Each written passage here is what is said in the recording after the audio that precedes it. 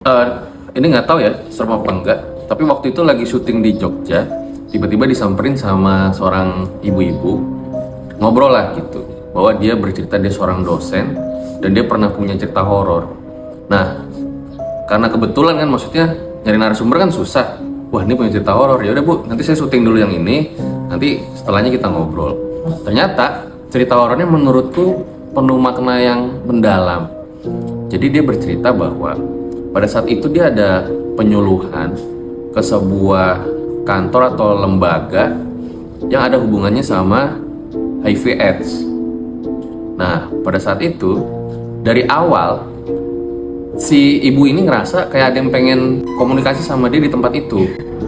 Tapi dia kayak apa sih, udah biarin aja deh gitu. Nah, ketika dia datang ke sana, tiba-tiba dia baru nyampe tuh teriak. Murid-muridnya pada bingung kan, kenapa nih sebenarnya?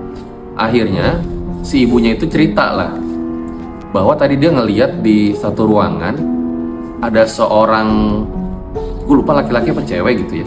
Ini laki-laki yang kayak menampakkan dirinya tuh lagi menggantungkan dirinya gitu. Menggantungkan dirinya gitu. Makanya dia teriak. Akhirnya ada orang yang bertanggung jawab di sana. Terus dia ceritalah, Pak, ini dulu pernah ada kejadian kayak gini ya. Nah, terus si bapaknya tuh kaget, ibu tahu dari mana gitu loh. Nah, akhirnya dibawa sama bapak-bapak itu ke satu ruangan. Nah, di ruangan itu si ibu-ibu itu kayak apa namanya, melihat ruangan tersebut, ini yang tadi saya lihat gitu. Nah, bapak-bapaknya makin bingung kan. Sebenarnya ibu tahu dari mana gitu ya. Saya emang suka ngalamin hal-hal kayak gini gitu. Nah, di situ ditanyalah sama ibu itu. Memang ini dulu meninggalnya kayak gimana? Akhirnya si bapak-bapak itu cerita. Jadi ini dulu memang salah satu pasiennya yang dirawat di sana, yang setiap malam itu dia depresi karena dia udah mengidap penyakit HIV/AIDS dan dia tuh sebenarnya pengen menikah karena usianya udah tua, tapi nggak ada yang mau sama dia. Nah, bapak-bapak itu kan nggak setiap hari kan berkonsultasi dengan si orang ini gitu loh. Sampai akhirnya satu kejadian dia ditemukan sudah gantung diri gitu. Nah, apa yang bikin cerita ini jadi maknanya mendalam? Jadi pertemuan gue dengan dosen itu nggak pernah direncanakan sebelumnya.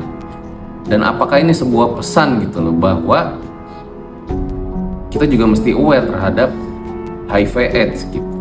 Ketika memang sudah ada terkena penyakit itu, ya jangan-jangan akan mengalami depresi seperti yang diceritakan atau dialami oleh si ibu dosen tadi itu, yang penglihatan dia ya terkait korban yang akhirnya memutuskan untuk bunuh diri.